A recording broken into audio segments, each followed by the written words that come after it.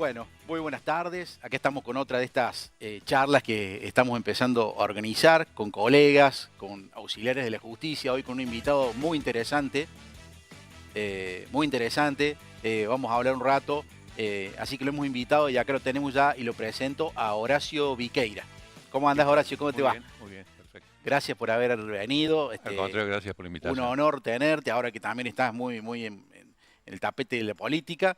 Así que vamos a charlar un poquito sobre un poquito el tras de cámara del abogado, que ha sido toda tu vida, desde tus inicios, Claro. las cosas que has ido transitando, cuáles fueron las cuestiones que te impactaron un poquito más que otras, si tenés alguna en particular, y lo vamos a ir charlando entre los dos. No es una entrevista, sino una charla, un diálogo muy distendido.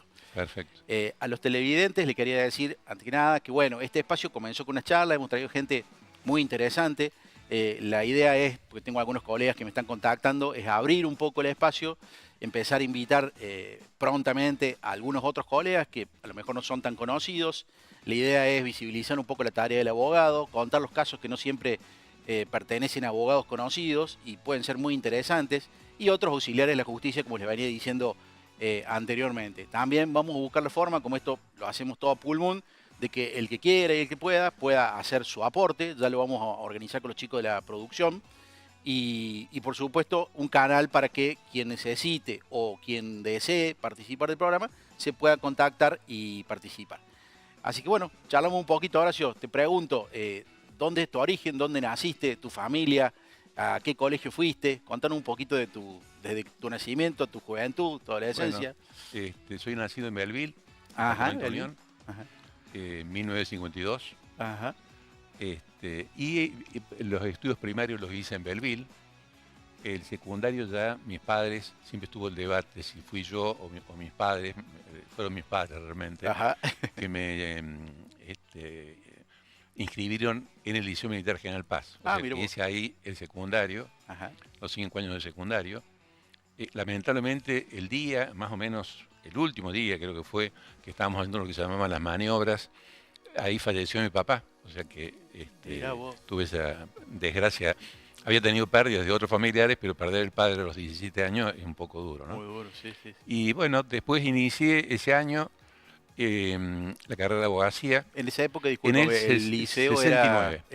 era un internado prácticamente. Ustedes Sí, venían internado y ellos siguen viviendo allá de en lunes a Belleville. viernes. Nos quedábamos internados en el liceo, salíamos los viernes a la tarde, volvíamos los domingos a la noche. Claro. O sea, Con un tu régimen familia bastante viviendo en duro. Belleville, digamos. Claro. Claro, sí. Duro porque sí. uno, en mi caso, había un chico un poco más grande, pero teníamos 12 años cuando entrábamos al liceo. Claro. O sea que realmente... Claro.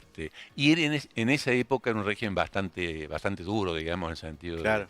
de...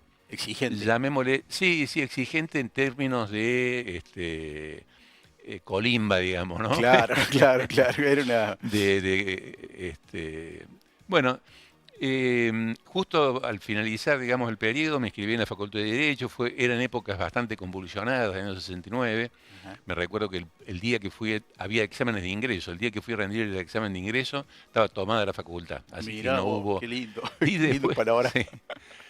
Así que bueno, no se pudo brindar el examen, pero después lo derogaron, ¿no? Justo ese año, o sea que bueno, ingresé en el 69-70, digamos, a la Facultad de Derecho, y en el 75 me recibí. Incursioné un poco en la docencia, me había inscrito y fui adscripto a la cátedra de Sociología. Mira vos. Después la dejé, digamos, fue la época de la dictadura militar. No me gustaba ejercer la docencia en esa época. Claro.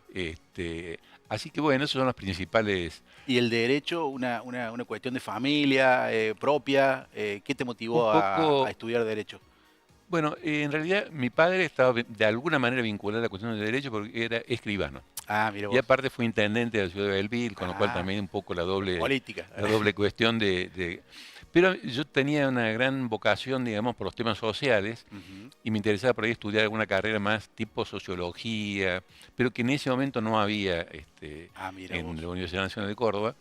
Así que, bueno, opté por Derecho. Mirá vos. Y bueno, en los 5 años del 75 me recibí. Me casé muy joven, Ajá. Y tuve mi primer hijo, o sea, realmente en ese sentido he tenido como una vida media acelerada, digamos, ¿no? Claro, claro, claro, claro. Este, Así que sociología estaba en la facultad nuestra, pero no estaba como carrera, digamos. Era Era la que sociología vos habías entrado jurídica, en esa digamos. materia. Sí, Sociología, jurídica claro. específica. Sí, Claro. sí, sí. Era una Che, yo estuve materia. viendo, estuve hojeando, no te miento, un poco tu currículum en Sí, internet, y la verdad que muy interesante, y me llamó la atención una cuestión sobre la cual te quería preguntar, porque vi que has sido querellante y denunciante en varias causas súper conocidas, como la claro. explosión del fábrica militar de Tercero, como el tráfico de armas, cuestiones de En realidad mucha relevancia, la ¿sí? voladura de la La fábrica, porque fue voladura, intencional. claro, exactamente. Pero a mí me llamó la atención algo que se relaciona un poco a lo que vos me estás contando de tu vocación social o de ayuda o el pro bono o como se llame. En 1985, o verificamos si está bien la información que saqué de internet, sos uno de los fundadores del Centro de Comunicación Popular y Asesoramiento Legal. Exactamente, sí. Contame un poquito sobre el trabajo en los barrios populares de los lotes indexados. ¿Qué es Bueno. eso? Contame un poco, ¿eh? Bueno, juntamente con otros 2 o 3 amigos, Sí. abogado, un periodista, eh, y mi ex mujer, Ajá. comenzamos, digamos, a trabajar en los barrios de Córdoba. Ujú. Es decir, además de lo que hacíamos desde el punto de vista del ejercicio de la Claro, profesión, este, esto lo tomamos como un tema vocacional, es claro. decir, como todas estas cuestiones, o sea, aparecen Sí, con consultas a algunas personas y sí, vemos que el fenómeno en realidad no es un conflicto jurídico particular, digamos, no es un problema especial entre sí, dos sí. partes, sino que es un conflicto de carácter colectivo. Claro. En este caso puntual era este, una modalidad de venta de lotes, que Ah, lamentablemente eso no se mantuvo en el tiempo. Esto mira tiene que vos. ver también con los tiempos, ¿no? Han pasado ya Sí, 40 años. sí.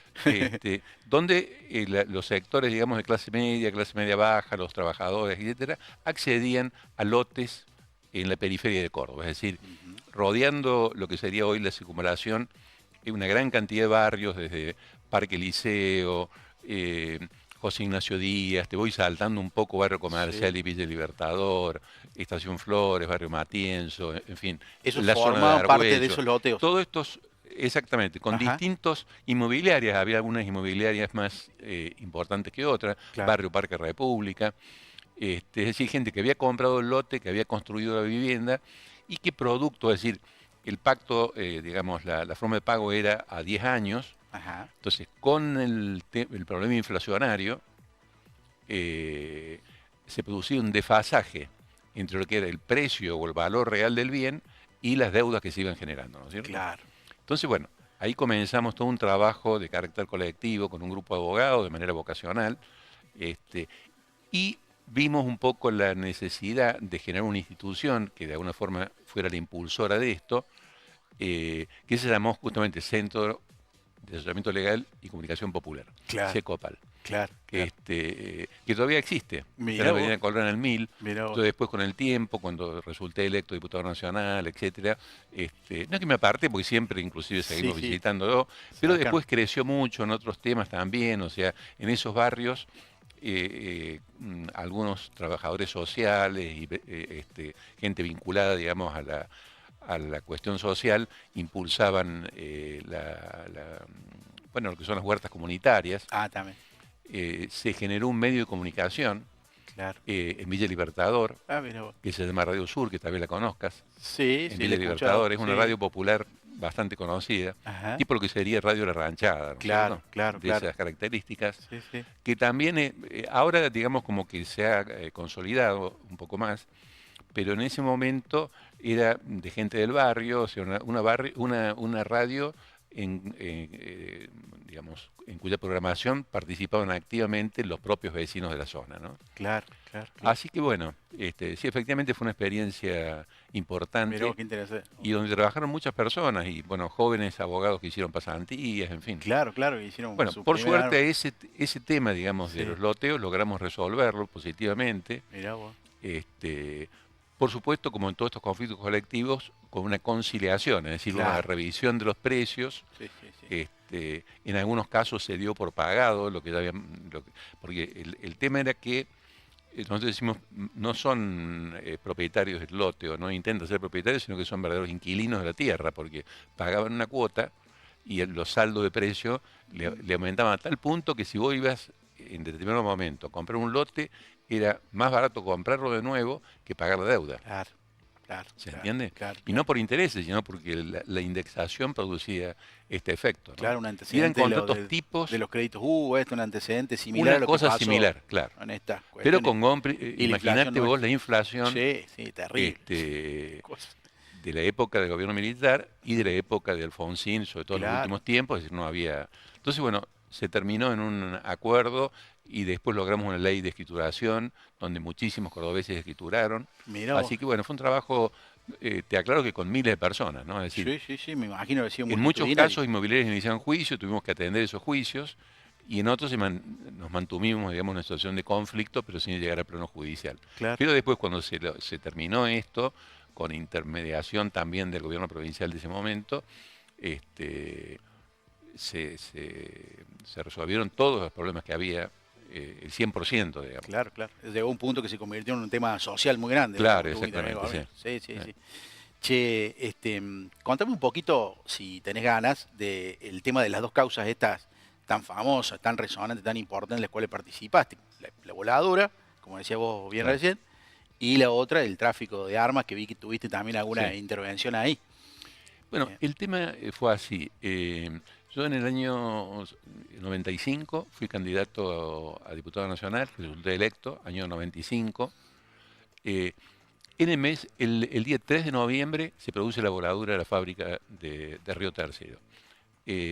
Como legislador electo, todavía no había asumido, digamos, no había jurado, todavía, pero ya estaba electo, y porque conocía mucha gente de Río Tercero, me fui a Río Tercero. Fui a Río Tercero y percibí digamos, de primera mano,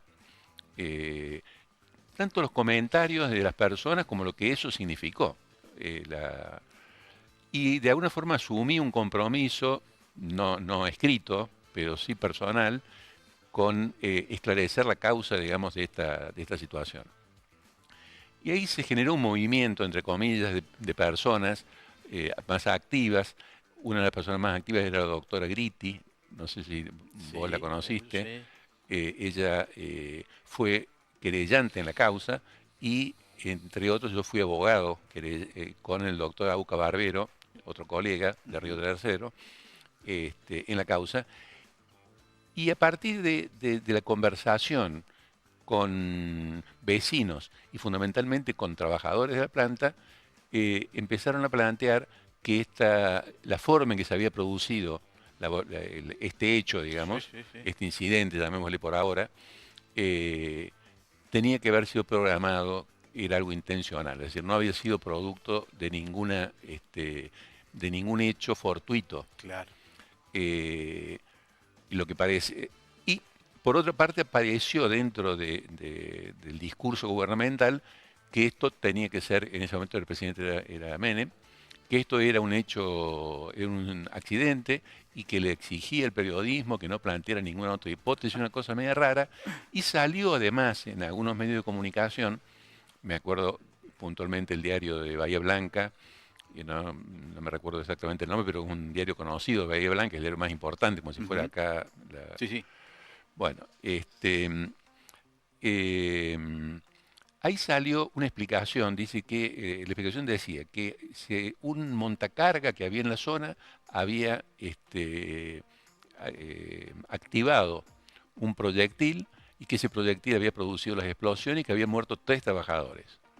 Eso no coincidía con lo que realmente había pasado, que contaron los propios testigos. El tema es, se inicia, no sé si querés que te lo cuente con este nivel de detalle. Sí, contámelo. Bueno, se inicia un fuego en un lugar donde había depositado paneles de trotil, pero yo cuando escucho paneles de trotil esto estalla. Claro, estalla si uno lo percute. Claro. Si usted le prende fuego al trotil, le va a pasar como un bloque de alquitrán que le prende fuego, va a tirar muchísimo humo, pero no va a estallar.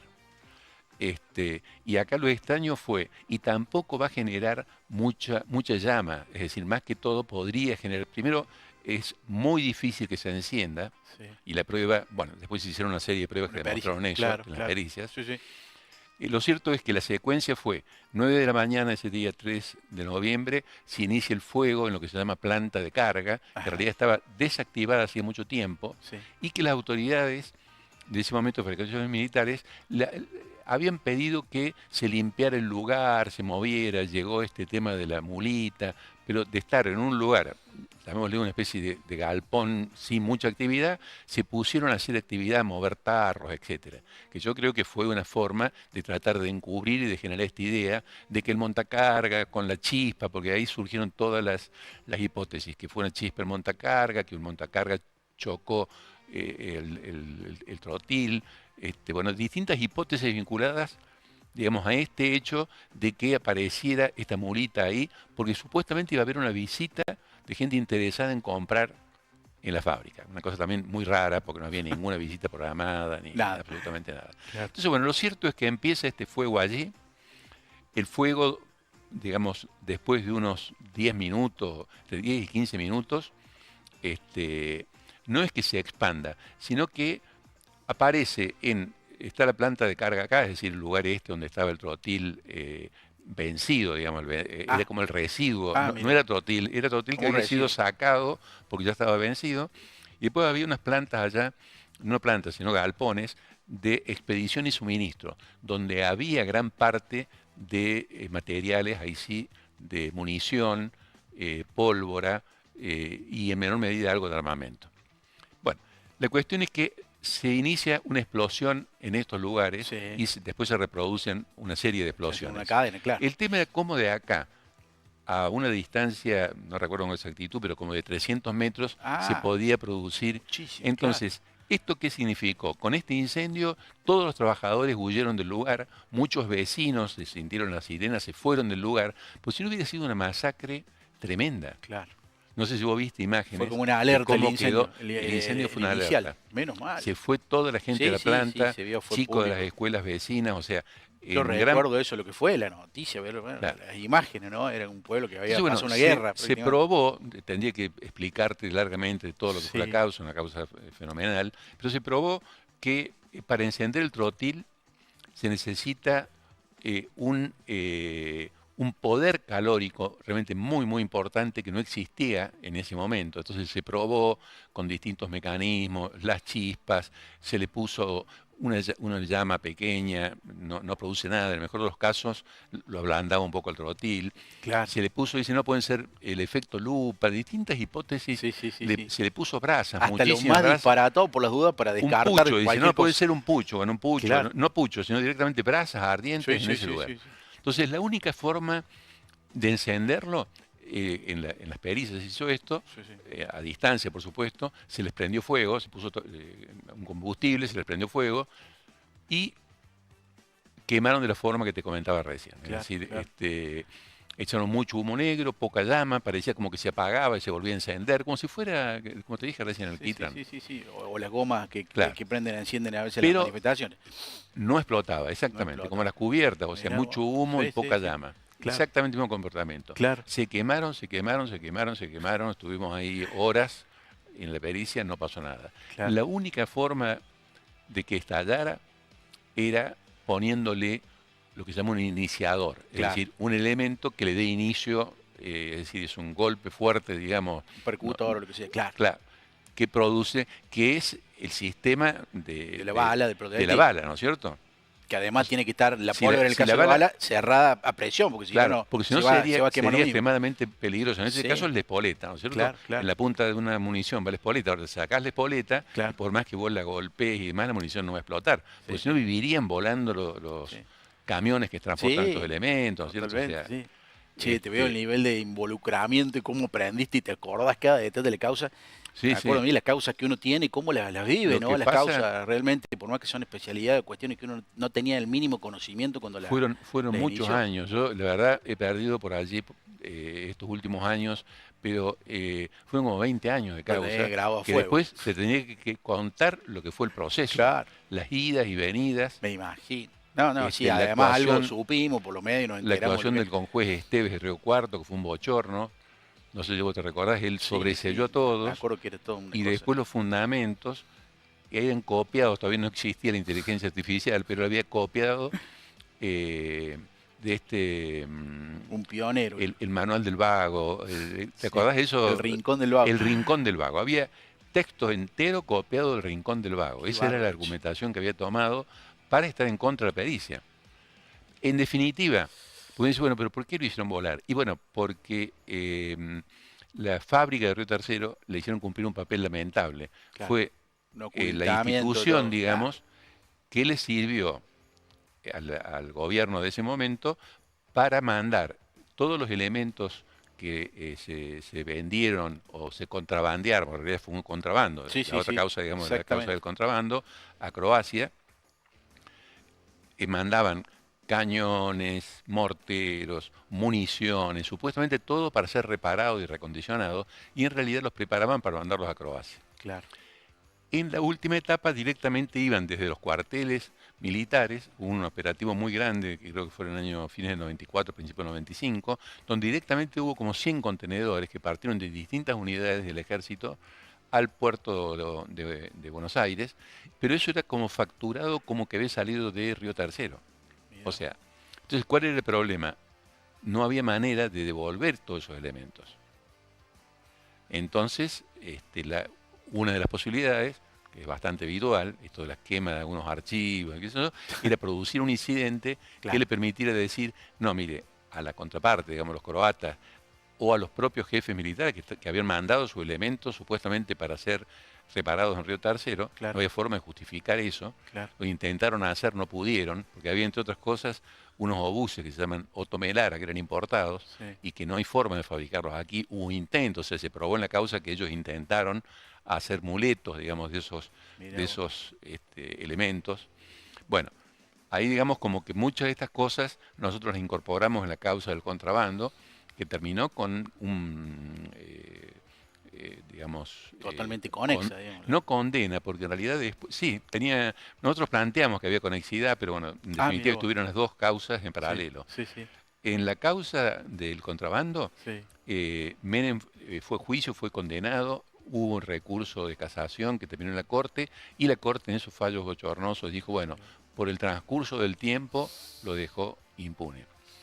Y en la causa de Córdoba también había sido citado a juicio, pero ya estaba muy grande Menem, estaba enfermo y al poco tiempo falleció, no llegó al juicio. Y fueron condenados las autoridades que sobrevivieron, porque en todo este transcurso varias personas que estaban imputadas fallecieron.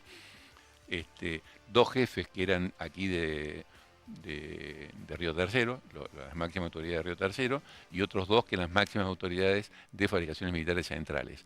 Pero del sector, llamémosle político, no hubo condenados. Sí, no hubo condenados. Qué bárbaro. Veo que es un caso que te ha marcado muchísimo, ¿no? Sí. Y tengo una pregunta, más allá de muchas este caso horas que y mucho trabajo. Claro, días, años. Años. Y se nota cuando lo contás, además de lo interesante que es el caso ya de por sí, ¿no? ¿Algún caso que no haya sido tan conocido, que te haya marcado por alguna otra cuestión, por algún otro aspecto, por alguna situación que te venga a la mente así rápidamente? ¿Te acordás? ¿Tenés en mente? Más allá de que has tenido estos casos que son impresionantes, ¿no? Sí, pero mucho lo hemos conocido a través de los medios, a través de las noticias. Claro. Hay casos que a uno por ahí lo marcan por cuestiones familiares, por cuestiones X, que por ahí lo dejan marcado. Y no son casos que han tenido resonancia, han sido conocidos, pero particularmente uno los vive. A mí me ha pasado varias veces que, bueno, se ha obtenido sentencias en las que uno dice, oh, gracias a Dios. La verdad que por ahí se hace presente la justicia de manera que vos ni te lo imaginás. Claro. El otro día nos pasó con un caso de malpraxis, un minutito, una señora que hace 10 años que viene batallando, yo le creí desde el primer momento a ella y al marido, una cuestión de violencia obstétrica, bueno, quedó con unas lesiones muy grandes después del parto, su hijo nació, hubo que reanimarlo, toda una situación en una clínica muy grande de Córdoba, y por supuesto la historia clínica ya salió lista de que no había pasado nada, que el parto había sido normal y que el niño había nacido sin ningún inconveniente, ¿no? Bárbaro. O sea que arrancamos, digamos, sin lesiones, ni del niño ni de ella, cuando ella, en realidad, si la peritaban o la revisaba cualquier medio, se daba cuenta de todo lo que tenía. De hecho, los estudios indican todo lo contrario. Entonces arrancamos con un juicio en el cual no teníamos pruebas, pues teníamos una historia clínica que decía que estaba todo bien. La médica al último no la había querido atender, se había borrado, la médica lo había atendido después del parto. En las altas, digamos, estaba plagada de irregularidades. Y ya cuando le citan a la médica interviniente, la médica ya reconoce que en realidad hizo unas maniobras que se llaman Christeler, que son unas maniobras terroríficas que están prohibidas, porque el obstetra o los residentes ayudantes se suben arriba de la persona embarazada, le clavan los codos y hacen una fuerza tremenda. Ya está demostrado que no produce ningún beneficio y que puede producir enormes perjuicios. Claro. Hay force, hay cesárea, hay otra serie de cuestiones que los propios peritos decían que eso ya no se usa. Bueno, la cuestión es que tampoco, como están prohibidas y no las recomienda ninguna sociedad obstétrica, las consigna en la historia clínica. Conclusión que tampoco las maniobras estaban consignadas. Pero bueno, al acreditarse las lesiones en el sanatorio Allende, con peritos de parte y después con peritos oficiales, incontinencia, prolapso, desgarro, una serie de cuestiones, ya era como medio indiscutible lo que había pasado. Pero la cuestión es que la citan a la médica de la clínica, pues yo demando a la clínica, no demando generalmente a los médicos, y la médica en cierta forma confiesa que esas maniobras se hicieron, pero de una manera suave, con el control de ella. Bueno, ya pasamos de la nada a las lesiones, de las lesiones a algo de las maniobras, y después cuando viste que ahora con estos juicios con perspectiva de género y esta amplitud probatoria se lo cita al marido, lo cual será valorado, digamos, que era quien estaba ahí, el único presente, el único testigo, y detalla perfectamente él todo lo que pasó, y la médica medio que no dice que no. Entonces, medio que asume o consciente prácticamente las maniobras. Bueno, la conclusión es que estábamos ante yo invoco el defensa del consumidor, ante la duda, el principio pro consumidor, responsable objetivo, habían varias irregularidades en la historia clínica, qué sé yo, pero siempre estaríamos las dudas, inclusive con su señoría, porque el juez es difícil también, ¿no? La cuestión es que cuando le toca el alegato a la fiscal, hago mal en nombrarla posiblemente, nos quedamos todos mudos porque la fiscal empezó contando que en el mismo lugar a ella con los 4 hijos le habían hecho esas maniobras y no tenía idea del peligro que corría, ni de lo que eran, ni le habían preguntado, así que no sabe lo que fue. Bueno, mi cliente lloraba, por supuesto, a mí casi se me escapa un lagrimón porque la verdad que son momentos muy emocionantes. El juez, la cara que ponía era increíble, pidió por supuesto daño punitivo, sanciones de todo tipo, estaba indignada la fiscal, con razón, y dijo que en base a todas las adulteraciones, además ella era la prueba viviente de que esas maniobras se hacían ahí. Claro. Cuando te pasan esas cosas, quedás medio en shock. Este año me han pasado 2 cosas así, que no me han pasado en los últimos 10 años, y la verdad que me han dejado en shock. Y esta causa yo noto que vos estabas compenetradísimo, porque me la contás con lujo de detalle y me estás contando el 10%, me imagino, o el 5%. Por eso te preguntaba si había algún tipo de estas causas, viste, que a uno lo dejan marcado, que por ahí a esta señora no la conoce nadie, ni una cosa, viste, que sale en los medios, nada por el estilo, pero a uno lo tocan, viste, porque realmente decís, che, a veces, como decía Fernando Márquez, lo conocerás vos, se ganan los juicios que se pierden y se pierden los juicios que se ganan. Como uno, ante la vocación de ayudar, que ha sido el motivo de toda tu vida, para mí, por lo que leí de tu currículum, y básicamente el mío, yo generalmente asesoro víctimas, no asesoro empresas ni este tipo de cosas, salvo excepcionalmente. Y cuando se producen esos milagros, digamos, en el juicio, uno tiene una sensación que a mí me lo ha dado solamente la profesión, te digo la verdad, ¿viste? Por eso te preguntaba, no es obligatorio que lo tenga. Yo he hecho, digamos, he ejercido el derecho, vos sos mucho más joven. Sí. Pero digamos en la época que yo me recibí no había el nivel de especialización que hay ahora, entonces uno era un poco un abogado generalista. Claro. Entonces yo realmente hice, digamos, distintas materias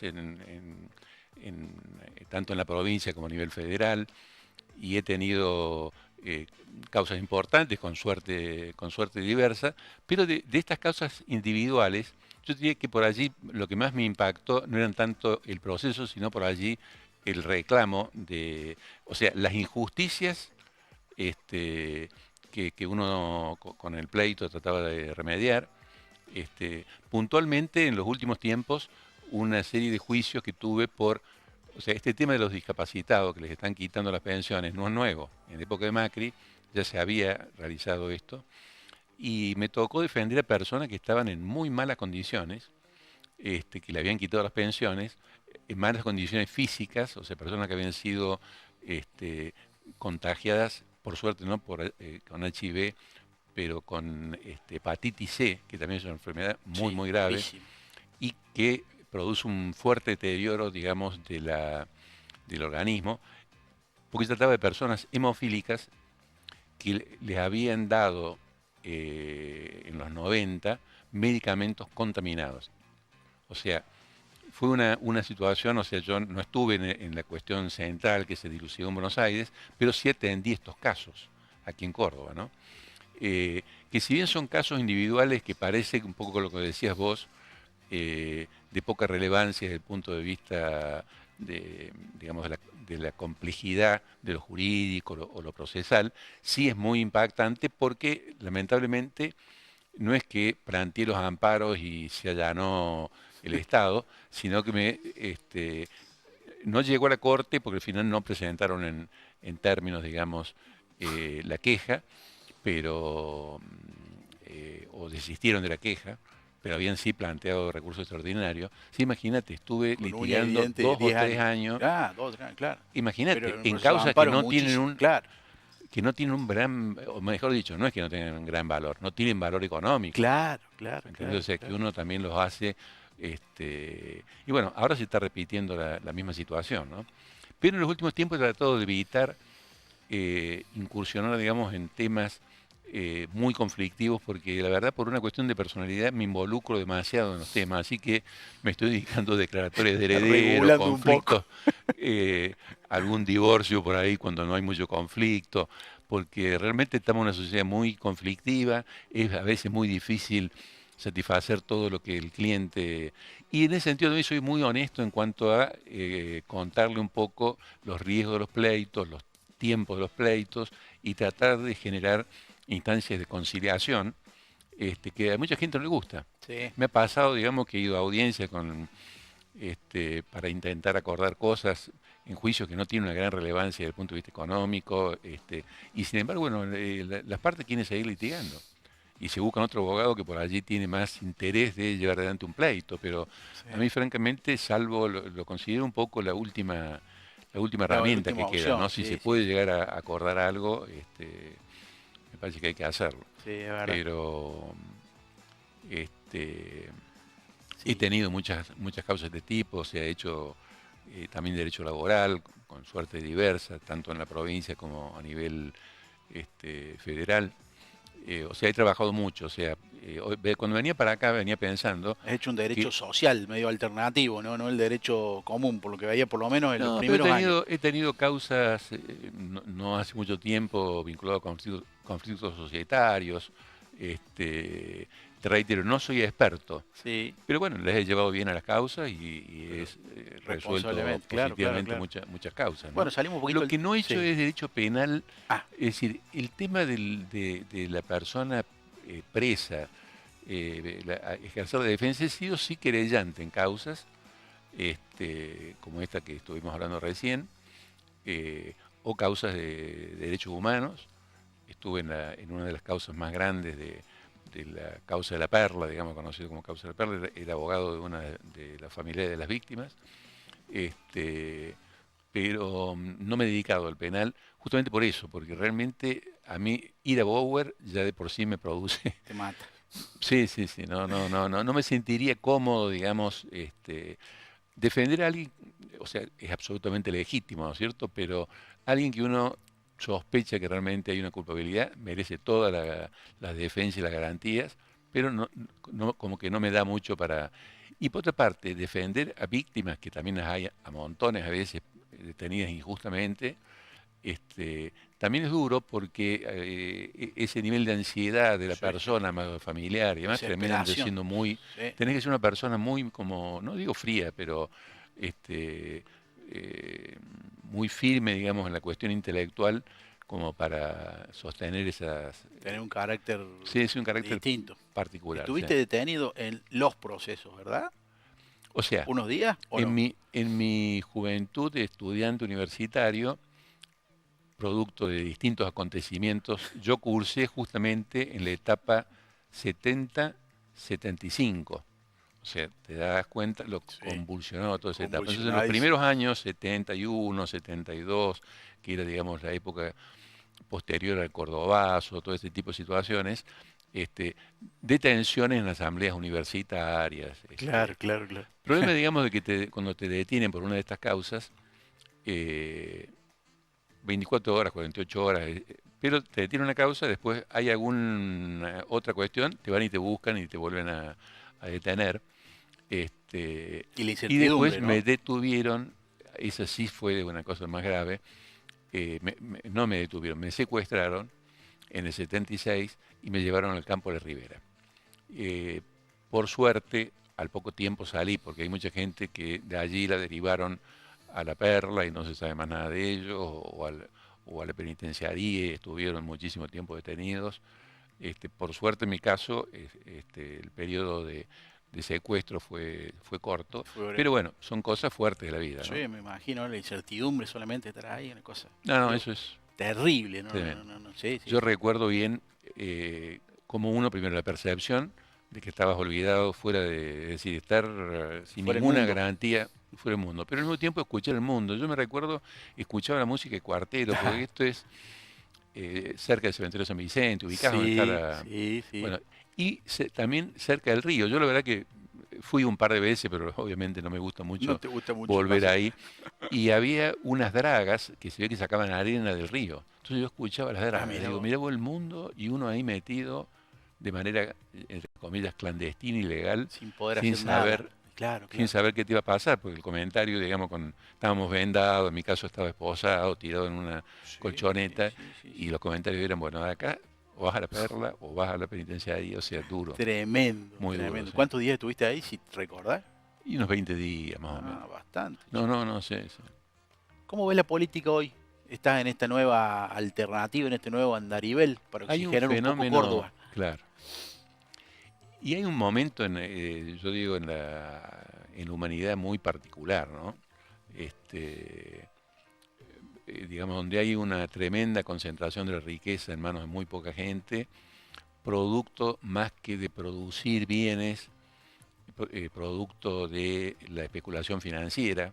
Es decir, hoy los empresarios más poderosos, si uno dice, bueno, qué sé yo, mediados del siglo pasado, 1950, ¿quiénes eran los empresarios más importantes? Y fabricantes de autos, los Ford, los petroleros, en fin, la industria alimenticia. Hoy las personas más ricas están vinculadas al mundo financiero, entre comillas, fondos de inversión, no en menor medida, en otro aspecto, todo lo que es estas nuevas tecnologías vinculadas, de alguna manera, llamémosle a la comunicación, al Internet, y los negocios vinculados a esto. Entonces, hay una crisis muy grande de lo que son los sectores productivos, es decir, las empresas que son prácticamente las pymes, que tienen un problema serio, digamos, de competitividad. En este caso ya me estoy refiriendo al caso argentino, ¿no? Y estas son las que producen empleo. Vos pensás que el 95% del empleo lo producen las pymes. Claro. O sea, prácticamente son muy pocas las empresas. Cuando inclusive, vos fijate, a mí me ha sorprendido mucho, cuando uno se fija de las empresas en Córdoba, son muy pocas las que tienen varios miles o arriba de 1000 empleados. La mayoría son empresas más chicas. Sí, hasta de 100 empleados, 50 empleados, hasta un empleado, 2 o 3 empleados. La gran mayoría es esa, ¿no? Entonces, bueno, yo, ¿qué quiero plantear con esto? Esta situación que produce una cuestión de mucha pobreza, mucha exclusión, más todos los otros problemas, yo menciono uno, que es el de la concentración en pocas manos de la riqueza, digamos, como que no permite el desarrollo de un esquema, digamos, capaz de contener a más gente. Es decir, hay muchas personas que están totalmente fuera del mercado laboral, y yo creo que la precarización, hoy acompañaba a un cliente por un tema que tenían que arreglar, digamos, una cuestión de un contrato, y me decía que estaba desocupado, que no conseguía empleo, y que bueno, que lo único que le ofrecían era, en el tema de seguridad, 12 horas por día, creo que 11.000 pesos la hora. O sea, vos te ponías a ver eso sin descanso, 7 días a la semana. Entonces decís, bueno, ¿pero por qué se produce esto? Y bueno, hay mucha desocupación, entonces la gente se ofrece a trabajar en la desesperación en cualquier condición, y me parece que fomentando la quita de derechos no se van a mejorar las cosas, se van a agudizar. Entonces, esto llevado, digamos, al plano político hace que estemos en una posición claramente opositora, digamos, a Milei, y los otros actores políticos que lo han ayudado a Milei a tomar una serie de decisiones que yo creo que han sido perjudiciales, porque si bien estadísticamente hay superávit fiscal primario, ¿no es cierto?, que es la obsesión, sí, y ha bajado la inflación, hay que ver a qué costo eso ocurre y cuánto es sostenible en el tiempo. Es decir, yo digo, es casi como la economía doméstica, ¿no es cierto? Si paralizo todas las obras públicas, si todos estos subsidios que daba para que alguna gente pudiera acceder al servicio público, al transporte, etcétera, lo elimino. Si este dinero que estaba destinado a la educación lo elimino, si esta otra cosa lo elimino. Y sí, si digamos, traducido en la actividad doméstica. Si no pagas nada, te vas a no pago plata. Nada, más se rompió, hay entra agua en el techo con la lluvia y no lo reparo, y la ventana se trabó y la dejo como está, y el auto se rompió y lo dejo parado. Bueno, evidentemente que por allí me va a quedar platita en el banco, pero ¿a costa de qué? Entonces, y dentro de este esquema y de una figura que me parece que puede ser una figura joven, que ha tenido una actitud muy firme, Natalia de la Sota, nos ha parecido importante apoyarla, porque nos parece que puede tener un apoyo muy importante de la sociedad cordobesa y generar, digamos,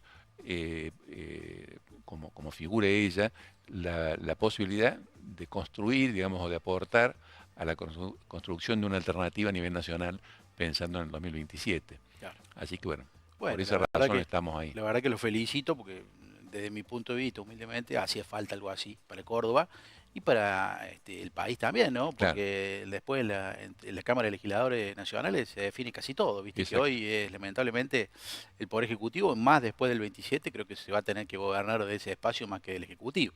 Claro. Así que bueno, ojalá que ande todo bien, ojalá que la experiencia resulte bien. Ya se empieza a ver que viene bastante bien. Viene muy bien. Fue un acierto la elección.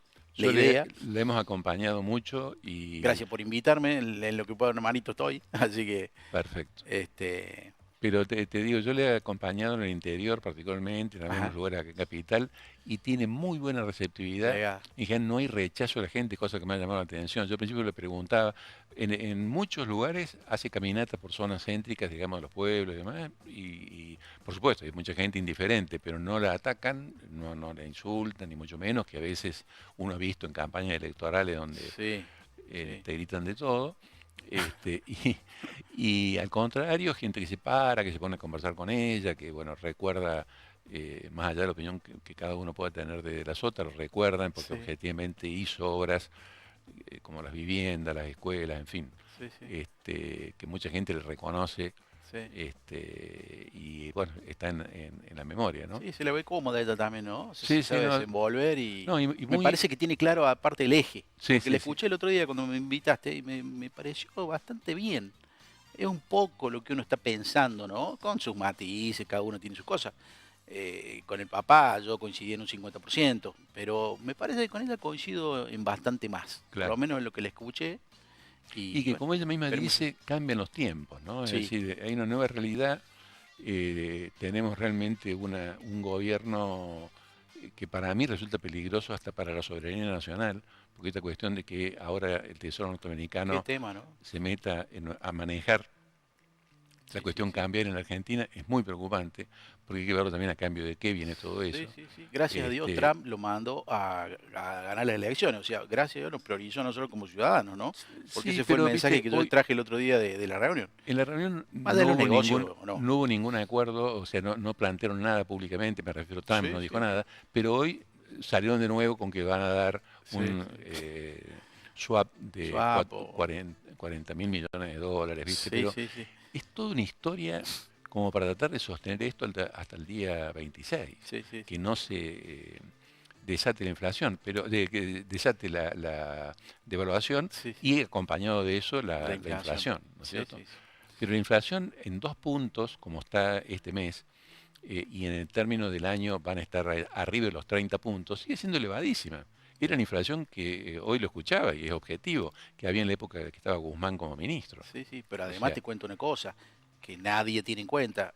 Hay una doble inflación acá, la en dólares, que es altísima, y la en pesos. Si uno suma las dos, ha sido una inflación récord estos 2 años, que es una cosa de loco. Por eso le está impactando tanto a la gente y la gente ve que la inflación del INDEC baja. Sí, pero si vos tomás las dos en conjunto, es altísimo. Pero además porque evalúa muy poco el costo de los servicios. Claro. Y hoy por hoy, las personas que viven en un edificio pagan los servicios a través de las expensas, que están carísimas. Los alquileres, que la mayoría no tiene vivienda propia. El tema de los servicios, todos, agua, electricidad, gas, se han quitado los subsidios, es tremendo. Y con un dólar muy bajo para, digamos, en relación a cómo se acomodaron los precios con la expectativa de dolarización, que al final fue una super especificación, claro. Entonces quedó todo desacomodado, de mi punto de vista, no soy economista, ¿no? Es lo que veo. Quedó todo desacomodado y la verdad que la solución hubiera sido retrotraer todos los precios en pesos que aumentaron cuando el dólar bajó, pero sabemos que en Argentina eso nunca pasa. Claro. Entonces quedó el gobierno en esa trampa de que el presidente dijo una cosa y después el ministro de Economía hizo la contraria. Pero bueno, ya cuando los chicos me empiezan a subir la música y me empiezan a hacer señas es porque tenemos que ir cortando. Un gustazo. Excelente la charla. Me alegro mucho. Te felicito por la profesión y por todo. Espero que le vayan muy bien en las elecciones. Y bueno, no faltará oportunidad para que nos hagamos otra charlita o nos juntemos en otro contexto. Con todo gusto. Gracias, Horacio. Para mí ha sido muy ameno y muchas gracias por la invitación. Al contrario.